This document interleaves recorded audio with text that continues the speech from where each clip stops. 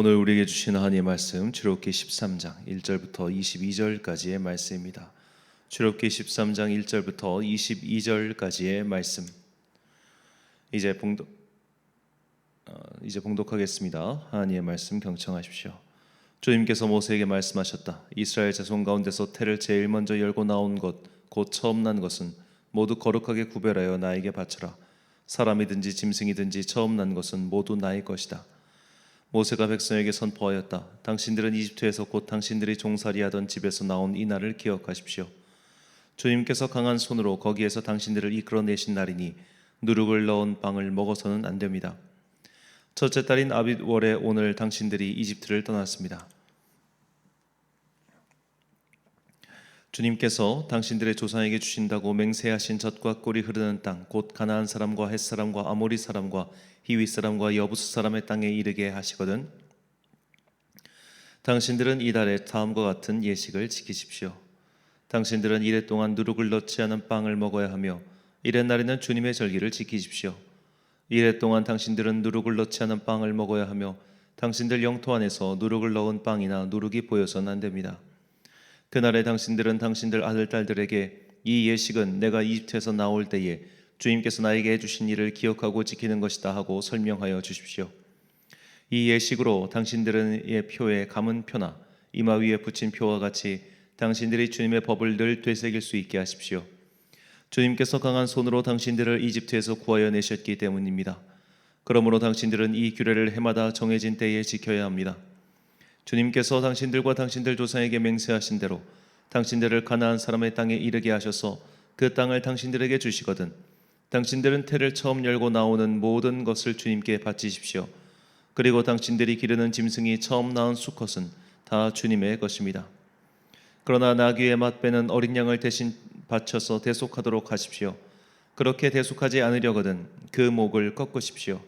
당신들 자식들 가운데서 맏아들은 모두 대속하여야 합니다.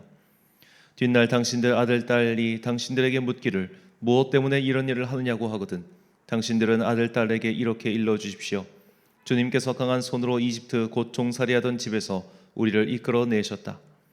그때에 바로가 우리를 내보내지 않으려고 고집을 부렸으므로 주님께서 처음 난 것을 사람뿐만 아니라 이집트 땅에 있는 모든 처음 난 것을 죽이셨다. 그래서 나는 처음 태를 열고 나온 모든 수컷을 주님께 제물로 바쳐서 아들 가운데서도 맏아들을 모두 대속하는 것이다. 이것을 각자의 손에 감은 표나 이마 위에 붙인 표처럼 여겨라. 이렇게 하는 것은 주님께서 강한 손으로 우리를 이집트 땅에서 이끌어내셨기 때문이다. 바로는 마침내 이스라엘 백성을 내보냈다. 그러나 그들이 블레셋 사람의 땅을 거쳐서 가는 것이 가장 가까운데도 하나님은 백성을 그 길로 인도하지 않으셨다. 그것은 하나님이 이 백성이 전쟁을 하게 되면 마음을 바꾸어서 이집트로 되돌아가지나 않을까 하고 염려하셨기 때문이다. 그래서 하나님은 이 백성을 홍해로 가는 광야길로 돌아가게 하셨다. 이스라엘 자손은 대열을 지어 이집트 땅에서 올라왔다. 모세는 요셉의 유고를 가지고 나왔다. 요셉이 이스라엘 자손에게 엄숙히 맹세까지 하게 하여 하나님이 틀림없이 너희를 찾아오실 터이니 그때에 너희는 여기에서 나온 나의 유고를 가지고 나가거라 하고 말하였기 때문이다. 그들은 숫곳을 떠나 광야 끝에 있는 에담에 장막을 쳤다. 주님께서 그들이 밤낮으로 행군할 수 있도록 낮에는 구름 기둥으로 앞서가시며 길을 인도하시고 밤에는 불기둥으로 앞길을 비추어 주셨다. 낮에는 구름 기둥, 밤에는 불기둥이 그 백성 앞을 떠나지 않았다. 아멘. 첫 열매에 담긴 마음이란 제목으로 하나님의 말씀 선포하겠습니다. 예전에 귀농을 하셨던 한 성도님으로부터 들은 이야기입니다. 이분이 수박 농사를 처음 했을 때인데 그때 주변 분들의 조언이 처음 과실은 따는 게 아니라 그냥 두는 거라고 하셨답니다. 일단 처음 농사에서 얻은 과실은 아무래도 이 본인의 농사 기술이 좀 부족한지라 크기가 고르지도 않고 상품성도 떨어진다고 합니다. 그래서 그냥 따지 않고 둬버리는 것이 차라리 영양분으로 쓸 수 있다고 했습니다. 이처럼 처음 열매는 상품성도 떨어지고 판매 가치가 낮습니다. 또 다른 이야기입니다. 제가 예전에 봤던 EBS 다큐멘터리의 내용이었는데 여성이 첫 번째 출산을 하면 몸속에 있는 중금속 등 나쁜 물질이 다 사라진다는 겁니다. 그래서 생리불순을 겪는 여성의 경우 첫 출산을 한 이후에 그런 질병과 증상이 사라진다. 그런 통계들이 많이 있습니다. 그러면 이런 여성의 노폐물은 어디로 가는가? 바로 첫 번째 자녀에 다 들어간다고 합니다. 그래서 첫 번째 자녀는 두 번째 자녀보다 건강이 이런 확률적으로 좋지 않을 수 있는데, 통상 두 번째 자녀를 출산할 때는 첫 번째보다 노산이기 때문에 이런저런 경우의 수가 합쳐져서 자녀들 사이에 출산 순서에 따른 건강상 차이는 크지 않다고 합니다. 그러니까 만약에 이제 마치 실험실처럼 동일한 조건 속에서 자녀를 계속 순차적으로 출산한다면 첫 번째 아이가 제일 건강이 나쁘고 두 번째가 좋다, 그런 뜻입니다. 근데 이럴 수는 사실 없죠. 왜냐하면 산모가 임신을 한다는 것은 이제 어떻게 보면 그런 임신 순서보다는 임신 중에 영양 섭취에 훨씬 더 많은 영향을 받기 때문입니다. 그러니까 이제 실험실에서는 이것이 가능하지만 현실에서는 불가능하다, 이렇게 말씀드릴 수 있겠습니다. 또 다른 이야기입니다. 우리가 월급쟁이라고 가정할 때 첫 번째 월급 또는 첫 해의 연봉은 두 번째 연봉보다 낮을 겁니다. 우리가 어떤 일을 하든 첫 번째는 그가 받을 수 있는 가장 적은 월급이죠. 일의 숙련도가 높아졌는데 월급이 낮아지는 경우는 회사가 어려워지는 경우를 제외하고는 없을 겁니다. 우리는 위와 같은 신뢰들을 통해 다음의 결론을 도출할 수 있습니다. 첫 번째는 두 번째보다 그 질이 떨어집니다. 첫 번째라서 가장 좋은 것이 아니라 두 번째부터 더 좋은 경우가 빈번합니다. 예를 들어 동일한 사업체를 운영한다고 할 때 첫 번째 사업체를 운영하면 여러 가지 우여곡절이 있지만 두 번째부터는 훨씬 더 수월하게 사업체를 운영할 수 있죠. 자녀 교육도 첫째를 할 때는 여러 가지 부모가 미숙한 것도 있고 경험도 없지만 둘째 때부터는 경험이 쌓여서 좀 더 수월하게 자녀를 양육할 수 있는 것과 같은 일입니다. 우리는 이런 사회적 신뢰를 염두에 두고 오늘 본문 말씀을 고찰해 봐야 합니다. 본문 2절 말씀입니다. 이스라엘 자손 중에서 사람이나 짐승을 막론하고 태에서 처음 난 모든 것은 다 거룩히 구별하여 내게 돌리라. 이는 내 것이니라 하시니라. 아멘. 우리가 성경을 읽다 보면 하나님께서 처음 것을 요구하시는 것을 볼 수 있습니다. 이것은 자녀든 짐승이든 토산의 첫 열매든 다 똑같습니다. 첫 번째 결실에 대한 이런 제의적 요구는 창세기에 가인과 아벨의 제사 때부터 언급되었죠. 그리고 나서 이제 출애굽 공동체에게는 아예 이것이 제도적으로 못 박힌 것입니다. 우리는 여기서 이런 의문이 생깁니다. 어째서 이런 처음 열매, 처음 것을 요구하셨을까요?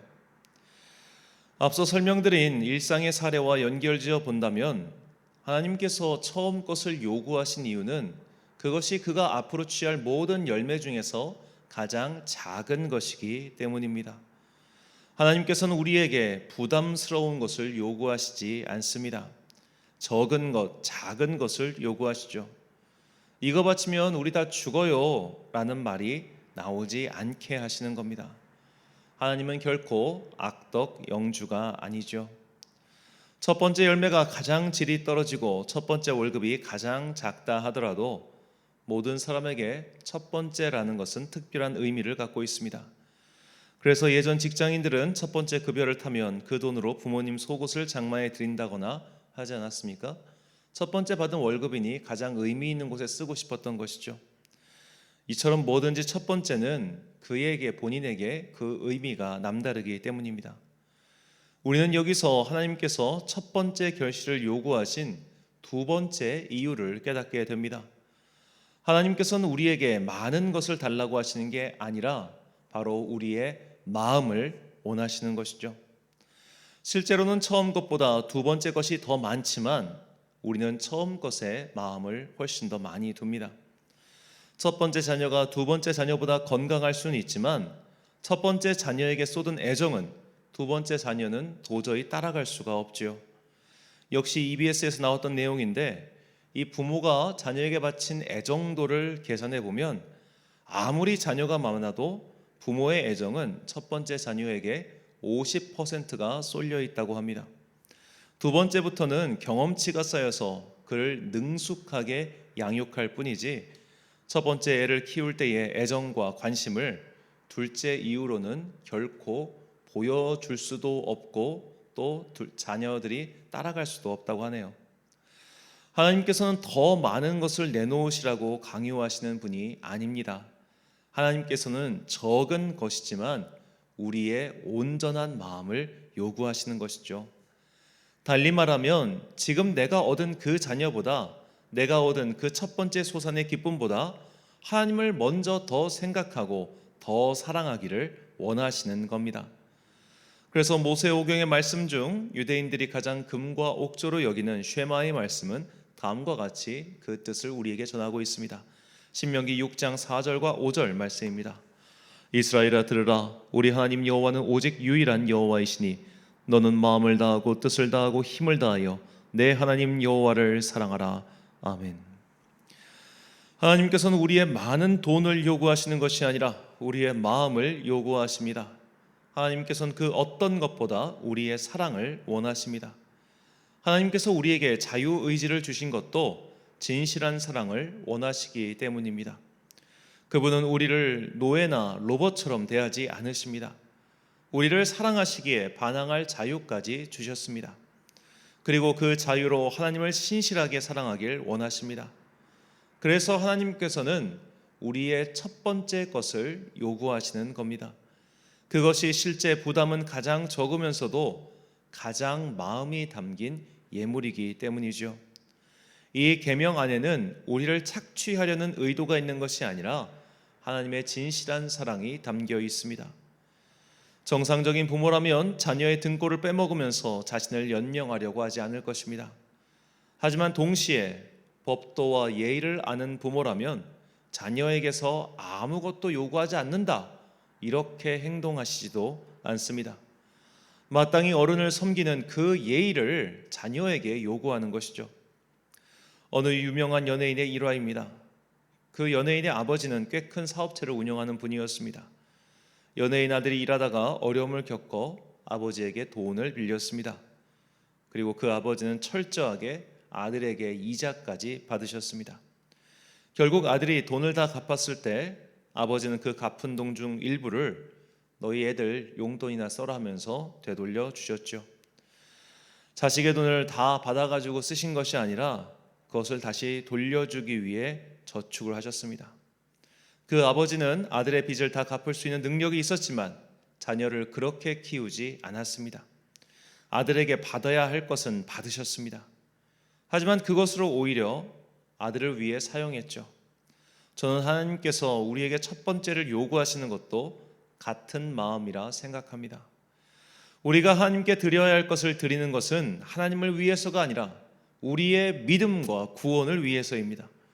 하나님께는 그거 있으나 없으나 상관없습니다. 하나님께서 그 재물이 필요해서 요구하시는 것이 아니라 하나님의 자녀로서 믿음의 삶과 자세를 가르쳐 주시기 위해 우리에게 첫 열매를 요구하시는 겁니다. 그러나 그 첫 열매는 앞으로 그 자녀가 취할 재물 중 가장 작은 것입니다. 부담을 주기 싫어하시는 것이죠. 이처럼 하나님께서는 참으로 진실한 사랑으로 우리를 감싸주시며 또한 우리의 진실한 사랑을 기억하시고 그 사랑을 되돌려 주십니다. 히브리서 6장 10절 말씀입니다. 하나님은 불의하지 아니하사 너희 행위와 그의 이름을 위하여 나타낸 사랑으로 이미 성도를 섬긴 것과 이제도 섬기고 있는 것을 잊어버리지 아니하시느니라. 아멘. 사랑하는 천안광성교회 성도 여러분, 그리고 이 새벽 함께 깨우고 계신 귀한 주님의 자녀 여러분, 하나님께서 첫 열매를 요구하시는 것은 진실한 사랑을 원하시기 때문입니다. 처음 것을 소중히 여기는 그 마음보다 이 모든 것이 하나님께서 주신 것임을 잊지 말고 진실한 사랑으로 주님께 감사의 마음을 드려야 합니다. 막상 드리고 나서 보면 내가 드린 그것이 앞으로 내가 얻을 것 중에 가장 작은 것이었음을 알게 될 것입니다. 내 인생의 첫 열매들은 무엇입니까? 그리고 그 열매들에 담긴 내 마음은 어떤 마음이었는지 돌아보십시오. 우리가 얻은 그 열매에 담긴 마음보다 더 큰 마음으로 하나님께 감사를 드리십시오. 무엇이 되었든 하나님보다 더 사랑하는 것이 있다면 그것이 우상 숭배임을 잊지 마십시오. 하나님께서는 우리가 진실한 사랑과 감사의 마음으로 나의 처음 것을 드리는 것을 기뻐하시며 그 마음을 잊지 않으십니다. 이 하나님의 마음을 깨닫고 나의 첫 열매를 주님께 드리는 하늘의 자녀들이 되시길 주님의 이름으로 축원합니다. 기도하겠습니다. 사랑과 풍성하신 아버지 하나님, 주님께서는 떡이나 돈을 원하시는 것이 아니었습니다. 주님께서는 너무나 가난하고 어려워서 우리에게 예물을 바치라고 강요하시는 그런 거짓된 신도 아니었습니다. 주님은 우리의 마음을 요구하십니다. 그리고 그 진실한 마음을 어떻게 표현하는지 가르쳐주기 위해서 우리에게 가장 부담이 적은 첫 번째 열매를 요구하셨습니다. 사람들은 이 첫 열매가 정말 너무 크다고 느껴지지만 그것은 그 첫 열매에 담은 마음이 큰 것일 뿐 결코 그것이 큰 것이 아님을 이제는 기도하면서 깨닫게 하여 주시옵소서. 그래야 내가 아낌없이 주님께 첫 번째 예물, 첫 번째 소산을 드릴 때에 주님께서 그것을 어찌 갚아가시고 어찌 되돌려 주시는지를 믿음의 눈을 뜨고 체험하는 당신의 자녀들 되게 하여 주시옵소서. 혹 내가 지금까지 첫 열매를 드린 것이 없다면 앞으로 나의 삶 속에서 무엇을 첫 열매로 드릴지를 고민하고 또한 기도한 후에 행동하는 진실한 성도 되게 하여 주시옵소서. 날씨가 점점 추워지고 있습니다. 주님께서 우리 연로하신 성도님들 기억하시고 그들의 몸을 성령의 따뜻한 불로 데워 주시옵소서. 그래야 이 세상의 찬바람이 그들의 몸을 상하지 아니하도록 주께서 눈동자와 같이 그들을 지켜주옵소서. 이제 얼마 남지 않은 시간 동안 열심히 공부하고 있는 수험생들과 또 자신의 군복무를 위해서 수고하고 있는 자녀들, 주께서 그들을 기억하시고 돌봐주셔서 주님 그들이 가는 모든 길이 주님께서 예비하신 아름다운 믿음과 진리와 의와 생명의 길 되게 하여 주옵소서. 한 주간의 중간인 수요일입니다. 오늘도 시간과 공간을 구별하여 각자의 처소에서 그리고 예배당에 모여서 주님께 기도하는 모든 영혼들에게 크신 복과 은혜가 임하기를 간절히 소망하며 이 모든 말씀 우리의 진실한 마음을 원하시는 거룩하신 예수 그리스도의 마음으로 기도드립니다. 아멘. 오늘의 기도 제목입니다. 내가 주님께 드린 첫 열매는 무엇입니까? 하나님께서 그 마음에 대해서 어떻게 응답해 주셨습니까? 만약 아직까지 첫 열매를 드려보지 않았다면 앞으로 내가 드릴 수 있는 첫 열매는 무엇이 있을지 기도하며 묵상해 보십시오. 오늘 주신 기도의 제목 가지고 기도와 묵상에 힘쓴 하루 되시길 바랍니다. 기도하겠습니다.